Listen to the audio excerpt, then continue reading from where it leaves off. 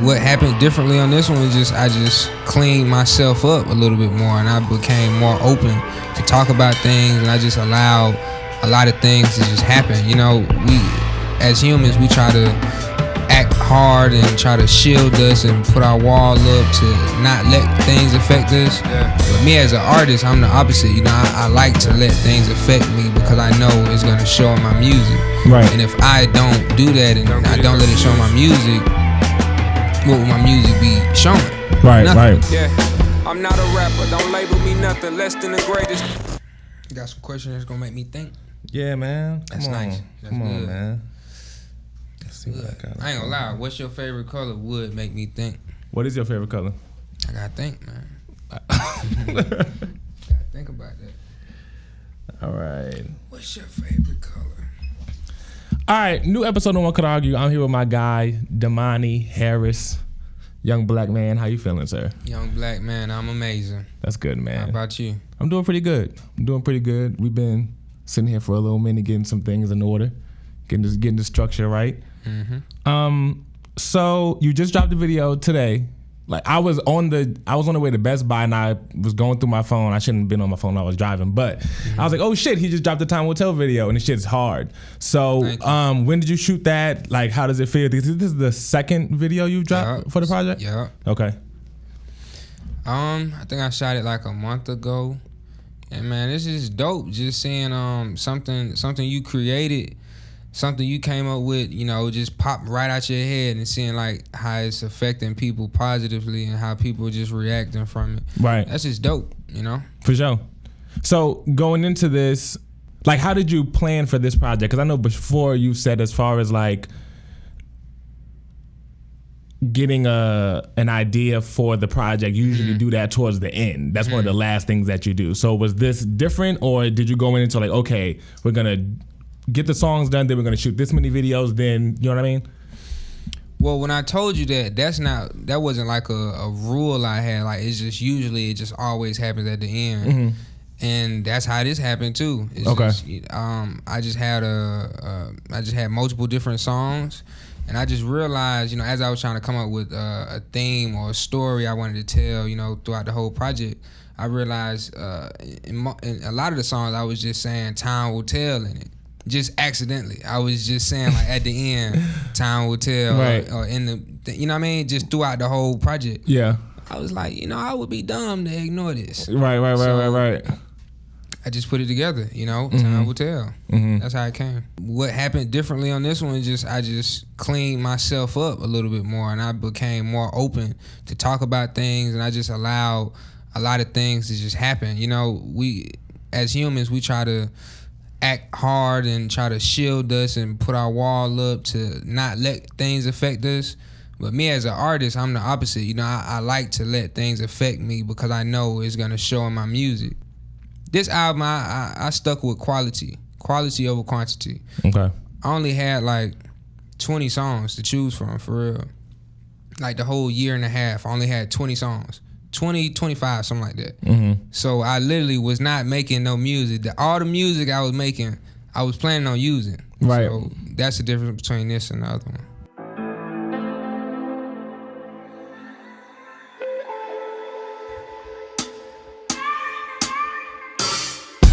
I remember you were saying how, I forget the project it was. I think it might have been Amygdala. There was a song on there that I think you did with Messiah. Yeah. And you were saying how that song pushed you.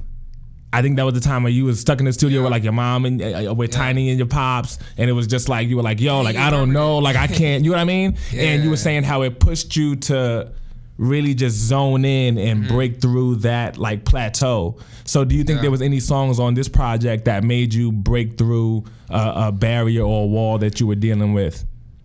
I'm surprised you remember that. Come on, man. I like that. You know, that mean it stuck with you. For sure. No, but that's I don't really.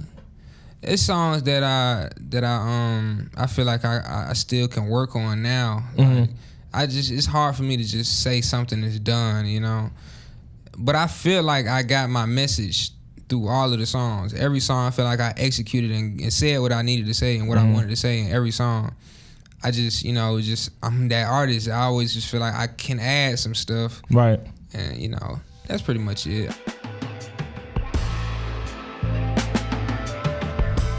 In regards to criticism or input, I know you've been vocal about how you like to, of course, distance yourself from your pops in that way in order to give yourself room to come into your own.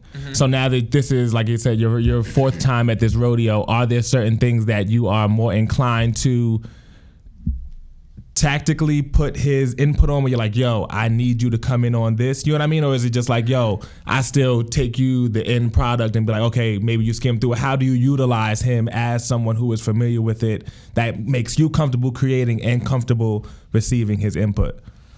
It's a good question. We still figuring it out. We still figuring it out. I'm that artist that I just don't really want a lot of help because I want to see what I can do. And if it don't turn out right, I still want to see myself fix it and get it together. Like, I'm just a weird person. Like, I feel you. I'd rather mess up on my own because at the end of the day, all I got to do is blame myself. Yeah, I don't want to try to point the finger at you. You know what I mean? So at the end of the day, I'ma always say it was my fault because it's my music, it's my business, it's my brand. But this project he's had his hands on more than any other project. Okay. I just realized that this man is my father. It's my father, and he's an artist, and he's just like me for real. Right. He just, when he sees potential, he just wants to help. And that's pretty much it. He might call me and say, I heard this song, I got a video idea, and woo. And woo, I said, yeah, that's dope. He said, yeah, I'm thinking about directing it. And I said, you almost had me, dog. Yeah. That's hilarious. I say, I mean, that's not a problem. It's not because he's not a good director. He's phenomenal. It's just, I want to do it on my own. Right. But it's just that balance, He wants to help, but I want to help myself more. Right. So you just got to find that balance. Do you feel like that's a phase, though? Do you feel like that sort of ties into just like that, like, is it really helpful? Well, what I think people confuse me, I think they think I just don't listen at all. That's experience beats knowledge, beats talent. Experience beat everything. That's facts. So I'm not dumb. That's facts. That's facts. I know when somebody been in the game, they know what they doing. Right. This ain't happened on accident. So what I'm saying is, you can point me in the right direction. You can say it worked for me. I went this way. I did this. You could tell me that. But what I'm saying is, I'm going to do it myself. Right. I'm going to get out and walk. Right. I'm not finna take your car. I'm not finna use your gas. I'm finna get out and walk. Right. I'm going to try to go this way. If it don't work the way it worked for you, I'm going to create my own moving. Path. Yeah. Right. That's it, though. I'm not dumb. I'm not. No, for sure. But I asked that because, I don't know, it's just. It is a lot of hard-headed. People hard-headed and just want to say they did it all on their own and just want to say, I didn't need nobody. It's just about the music for me. If I need 30 people to help me on a song to create a great song, I made a great song. It's about the music. But at the end of the day, I bet on myself. So I know I can make a great song. Right. Yeah. What are some challenges that you're looking forward to coming into this next phase of your life, having graduated high school, having released this project? What are some things that you know are coming that you're looking forward to seeing how they affect you and inspire your growth? I gotta fill my own tank. I know it's gonna be hard to fill my own tank, and what I mean by that is I use a lot of people telling me no, and a lot of people saying you can't do this. That fills my tank a lot. But in a minute, they're going to say, you can do that, and you got it, and you the best. Right, facts. So I need to know how to fill my own tank. That's about it. It's just all in my head, for real. You've always said that you're interested in just humans and what they think. And I think you use like what was it? Hypnosis as like a launching pad for that and figuring that out. Come on, man. Come on, man. But I know before you was like, it wasn't really so much the hypnosis aspect of it as much as it was you just trying to get an understanding of how people function, what makes them think what they think or feel how they feel. Exactly. So have you spent more time on that and maybe figuring out more specifically what it is you're trying to learn about people? And also, have you seen any growth in that area in getting better versed with understanding people and how their minds work? That sort of hypnosis, because there's a lot of hypnosis in life. It's not just you go to sleep and stuff. We all hypnotized by something. Right. So, like I said, it wasn't the hypnosis that I was really fascinated about. It was about certain things that trigger people and that affect people. You know, like in hypnosis, you might say something or do something that can relax somebody even more. And I just realized like how easy it was to tamper with someone's mind.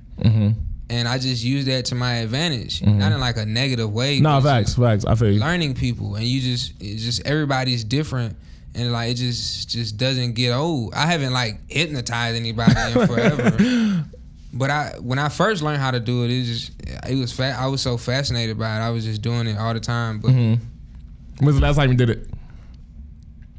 You know what? I did maybe about 2 months ago. How'd it go? It was cool. It went according to plan?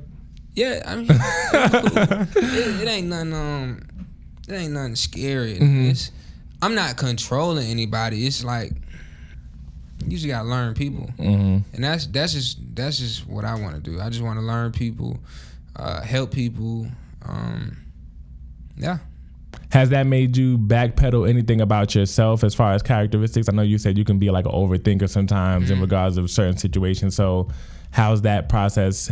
What are things that you feel like it's made you target and sort of adjust whether maybe I take 10 more seconds to think before I respond to something, or maybe I'm just make sure I don't have like a mean mug on my face before I walk into a room. You know what I mean?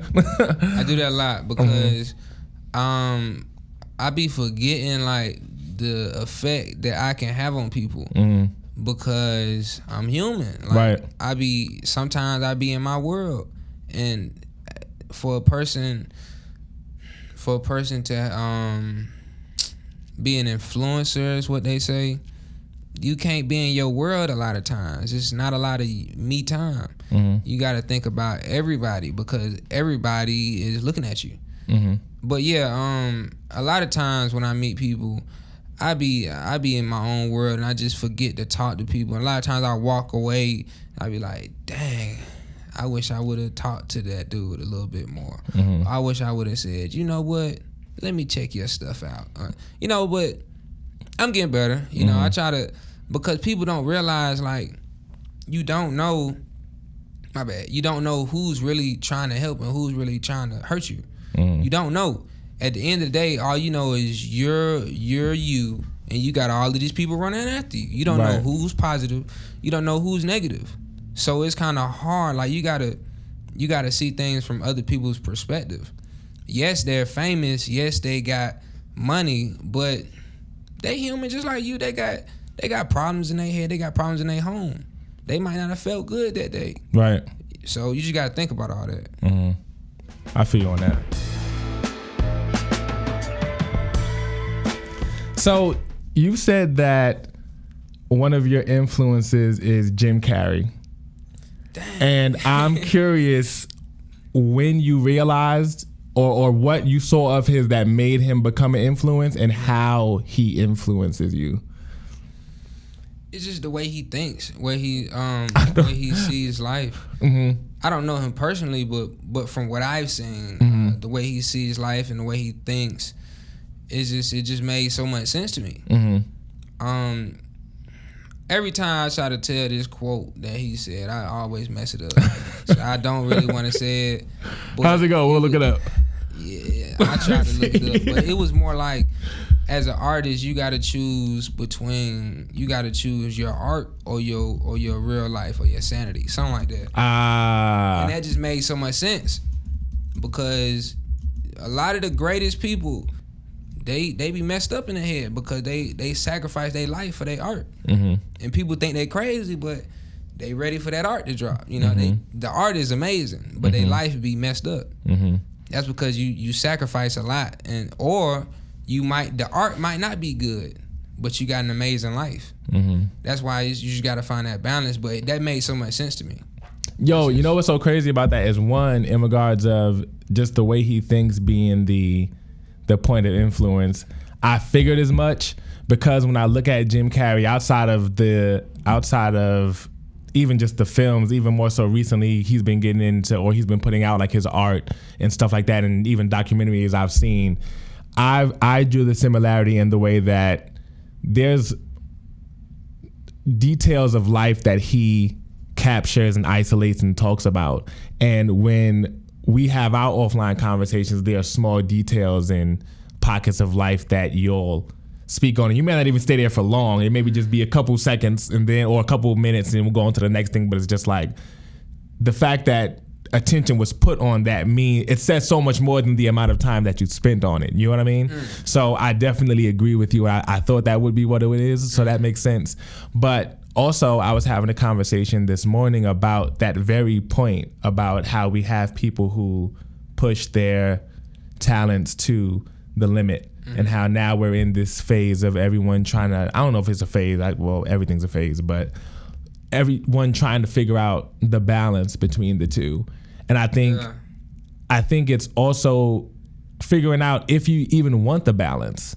Exactly. Because I think it's, with us having so much of a conversation about it, it makes it seem like, oh, this is the only option, and it's not. Like, there are people who are like, yo, like you said, I'm just so committed to this company, or I'm so committed to this music, or I'm so committed to this big pharma idea for securing whatever, that I'm willing to sacrifice every single thing for it.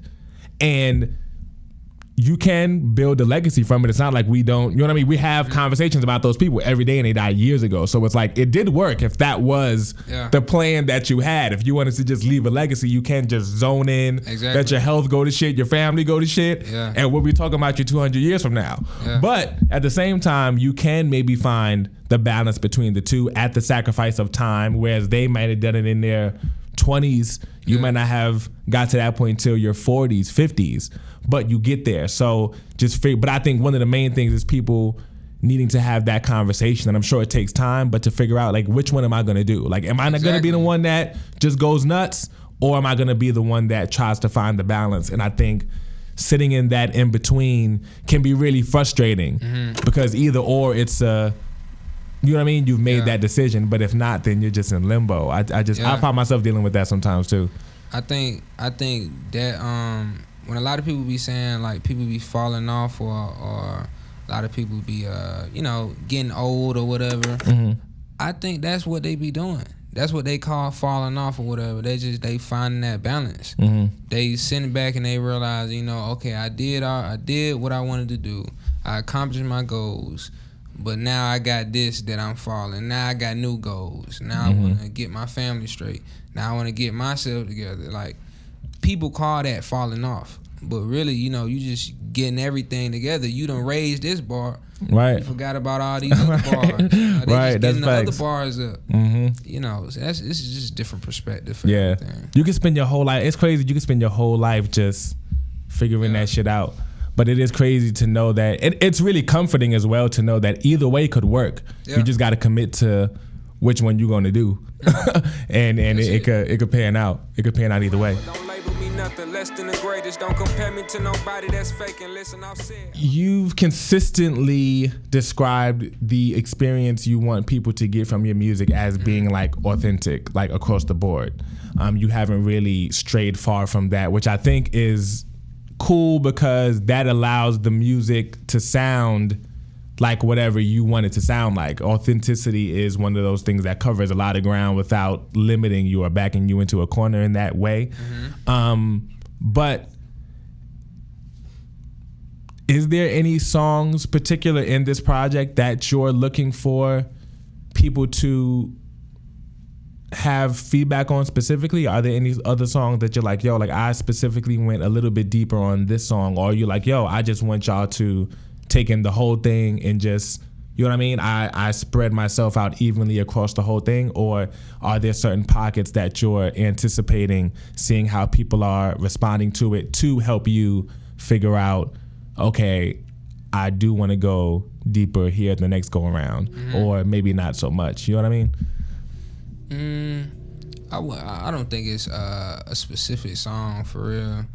I'm more concerned about the full body of work, because a lot of days everything is just single driven or whatever. You can make a hot song, but can you tell a full story in your project? Can you make that song lead into the next song and all the songs be hot? Can you do that? Like, that's what I really want to do. I really just want to just be able to tie everything together. I think that's what shows a great artist. Like, if you could put a time period of your life in multiple songs, and you could tell everything that artist was going through that year in just this whole project. If I can do that, I think that's a pretty good project. Right. No, I feel you, and it's funny because I think that's one of the things that really has everyone raving about Tyler's project, about how he arranged everything himself and just seeing how everything flowed seamlessly from start to finish. And I think it's I don't know, it's important, and it just shows another step that you can take. As with anything, the more you're in something, there's always another step you can take to learn something and help it flow a little bit more, be digested. I like some songs more than others, but not more so. It's not always the way it sounds. It's just I knew what I was talking about at that time might have touched me a little bit more. But the people that's not gonna have nothing to do with the people. I know you feel it, you seen it, for I believed it, couldn't dream of the gifts I'm giving. I'm not a rapper, I said what I said. And was it along this process, were there any moments that you remember that, I don't know, just gave you a feeling about this project or about this process that was like, damn, I remember that, like specific encounters? That's a good question, because I more so hear that in a lot of other people's songs. Like, I hear a song, I'd be like, yo, I know they had fun recording this. Like, I could just tell it was a good vibe in the room when they recorded this. But it's hard to say that for me, because anytime I record, I'm feeling good, you know. And if I'm not feeling good, it's still good to me, because good music came out of it. Right. So that's hard to tell, but I just like live instruments. The song we made called Real Life. Real Life is like the 13th track on the project, second to the last. I think I like that. A lot of people might not like it. It's slow and it's, you know what I mean? But I liked it because I know how it came together, you know. But that's just me. You gotta like it first. Yeah. You gotta like it first. That's for sure. Well, I'm glad you like live music, because now we're literally about to go and get into this live performance. That's right. You're going to head over to Grooves Room and get that done. So I appreciate you guys. You can follow Domani on Instagram and Twitter. Yep. Domani Harris 1 Instagram. That's really all I be, you know. Instagram. Follow him on Instagram. Yeah, catch me. He gonna be out here stuffing promo stuff in jeans at Walmart and all kind of shit. Attention. This man is paying attention. Hey, you good? Facts though. So yeah, follow him. Check him out. Follow us on Instagram and Twitter at One Could Argue or at Kvle. That's my personal one. And yeah, we'll see you guys on the next one. Domani, I appreciate you, black man, and I'm sure I'll see you around here anyway. We always run into each other in these hallways. That's right. And y'all take care, man. Peace. That was dope. How you feel? Feel cool. And we're back, man. We was out here. Man, what's your name again? I forgot it that quick. Justin. Man, Justin over here, alley-ooping the questions, man. So we had to come back and ask Domani we had a brief misunderstanding about one of our questions earlier. But Man, you misunderstood one of his questions. He was asking you about a single song on the album, and you were like, man, I don't like singles. And he was asking you if there was a single song on the album that you like specifically. Oh, no. So answer the question now. But we found ourselves a new question, which is, what was your favorite song to record for the project? Mm-hmm. And you said Forever. Yes. So what's the backstory on that song? Well, Cole had a writer's camp up here. Mm-hmm. And I snuck in. I remember you called me. You was like, "Bruh." I was trying to get in. That is hilarious. Everybody, I'm hitting up everybody, and I said, "Let me just pull up." Mm-hmm. So I just snuck in and seen what everybody was, and it was so cool. Everybody was just working. Yeah. They was just setting up wherever they could. Yep. And that was a great environment. It reminded me of my grandma's basement, and it just felt like home. And I just love that, and me stepping out of my comfort zone, and actually, I just heard the beat out in the room, and I walked down. I said, "Who made this?" And then he said, "Me." I said, "Let me do something to that." That's why that was really my favorite song, because we slick, just put a mic in a closet and just recorded. Just got to it. And I was just proud of myself for just stepping out of my comfort zone and speaking my mind, because I felt like it was a lot going on, I had mixed emotions at the time, and it's just, that's why it was my favorite song. It was a lot of dope people. It was a lot of dope vibes, and I stepped out of my comfort zone, and it turned out to be great. That's dope. Mm-hmm. That's dope, man. That was really such a great experiences like that don't happen for decades. I feel like if you're lucky enough to end up in the middle of one of those, that's just something that you literally talking about cherishing moments. It's just like, yo, this may not happen again for a very long time. Exactly. So I think that's dope. I was up here all night, school nights and everything. That's a fact. Yep. That's a fact. Is there anything else that moment taught you, or that you took away from that?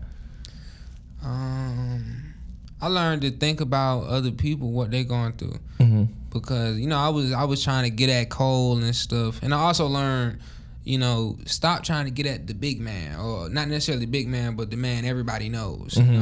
It's the people behind the scenes that's most times more important. But yeah, think about other people, because at the time I was trying to get at Cole, let me play this music, and it's fire. And he get that all the time. So right. Wait a minute, I don't got time right now. Boom. So I just felt the way about that, because I felt like he just kept turning me down. And I put that in the song, but I played it for him, and that's why it's my favorite song, because I stepped out of my comfort zone so much, and I just I was so hungry and so aggressive, not necessarily in the song, but aggressive, like how I was moving. I was like, I'm finna talk about you in this song and play it for you, and you gonna like it. He did. That's why, that's why it's my favorite song. No, that's dope, man. And I think that's such a valuable lesson and experience, because naturally everyone thinks about that. Everyone thinks about, okay, this is my opportunity. Like Groove say all the time, like Eminem songs start playing in your ear. It's like one shot. You know what I mean? It's just like, oh shit, this is it. But it's just like there's so many other people that grow and become the people that we idolize, or that we signal as that one, right? And you can easily walk into a room and forget or miss so many other opportunities by just focusing on that one. That's really a bad thing. That's a distraction. That's a distraction. That could be a good thing or a bad thing. No, that's a fact. That's a fact. You might tunnel vision, zone out everybody in the room just to look at the person that's known. But really, you don't know that everybody in the room made this person known. And you just passed up on everybody else. That's a fact. Yeah. That's a fact. Damn, that's a gem, man. Shout out Justin for that alley-oop, man. Shout out Ruth for keeping rolling too. It pays to have people around you that just keep shit going no matter what, just in case. Because I swear, I'm telling you, if you have a podcast, you know that sometimes the best conversations happen before and after you press record. I don't know what it is, but it always happens that way. So if you're fortunate enough to keep your finger near the record button, press record. Press record and let shit flow. So on that note, for real this time, we about to head down to Groove's room to get this live performance going. Domani, I thank you again. And we'll see you guys on the next one. Take care. Yo, so we done made it down to Groove's room. We're in here with the homie Burn, one of the 5 Points Bakery. About to do some performances, man. Might get a song or two from Domani. Domani, what you thinking? How you feeling? I'm feeling wonderful, man. I'm ready. You ready? I'm ready. Let's get it.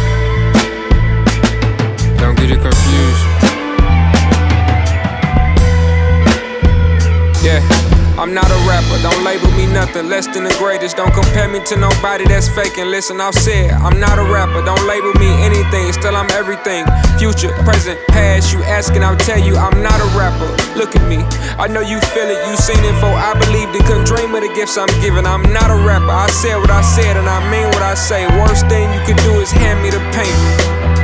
No one man should. Yeah, alright, watch me grab the world by the ankles and take whatever comes out, and don't tell me I can't. I get what I take, and I truly doubt that any nigga could stop me. That gun that you flying can't stop the future. It don't matter the shooter, listen, I can't lose. This pen in the pad, it's my gift for the gab, and it's bulletproof. Niggas hula hoop and beat around the bush. I chopped the tree down just so I can see better, and saw you looking, trying to find out how I do the things I do. They say, is it really right? You know he capping like we do.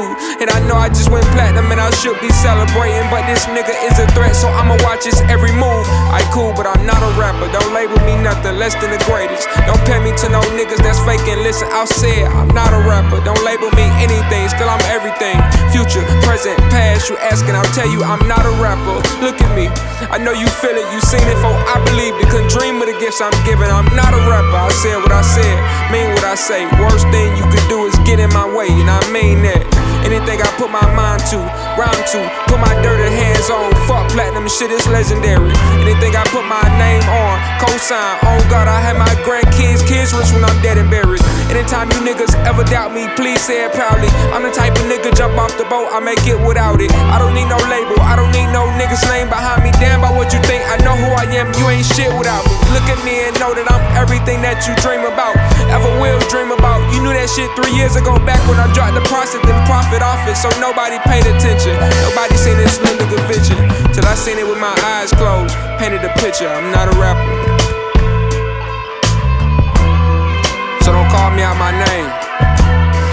Yeah, look, I'm not a rapper, don't label me nothing less than the greatest. Don't compare me to nobody that's faking. Listen, I've said, I'm not a rapper, don't label me anything, still I'm everything. The future, the present, the past. You asking, I'll tell you I'm not a rapper. Look at me, I know you feel it, you seen it, for I believed it, couldn't dream of the gifts I'm giving. I'm not a rapper, I said what I said. Worst thing you could do is hand me the paint, and I mean that.